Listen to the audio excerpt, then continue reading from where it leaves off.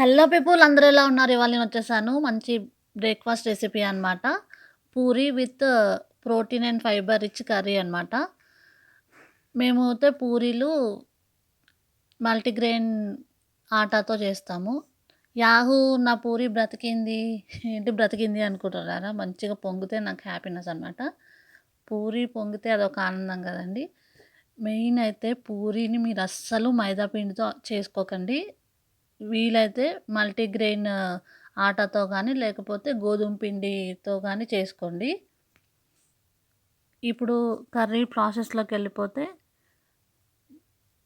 ఆ పూరి ఏయించుకోవడం అయిపోయిన తర్వాత అదే కడాయిలో కొంచెం ఆయిల్ ఉంచుకొని, చెప్పాను గదా! ప్రోటీన్ అండ్ ఫైబర్ రిచ్ అని. దానికోసం నేను carrot, onion and potato boil చేసి తీసుకున్నా అనమాట.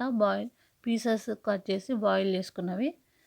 ఇంకా తాలింపు గింజలు, ఎండుమిరపకాయ ఏసుకున్న తర్వాత ఇంకా పచ్చిమిరపకాయ, ఉల్లిపాయ, క్యారెట్, కరివేపాకు అన్నీ ఒకేసారి ఏసుకొని ఏయించేసుకోండి. మంచిగా కొంచెం లైట్‌గా ఫ్రై అయిన తర్వాత పసుపు, ఉప్పు వేసుకోండి. లాస్ట్‌కి పొటాటో వేసుకోండి. చెప్పాను గదా!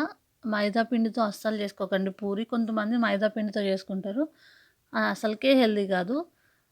ఇది కొంచెం బెటర్ అనమాట. ఎందుకంటే మనం మల్టీగ్రెయిన్ పిండితో చేసుకుంటాం కాబట్టి. అండ్ పూరి పొంగడానికి ఫస్ట్ టిప్ ఏంటంటే, లైట్‌గా ఆయిల్, షుగర్ వేసి, తర్వాత సాల్ట్ ఏసి మొత్తం పిండి మొత్తం కలిపేయండి. తర్వాత కొన్ని పాలు వేయండి.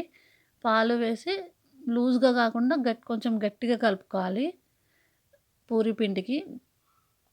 అన్నీ యేసుకొని ఎంచుకున్న తర్వాత వాటర్ సరిపడా యేసుకోండి. తర్వాత శనగపిండి ఏదైతే ఉందో అందులో వాటర్ కలిపి ఆ మిశ్రమం గూడా యేసుకోండి.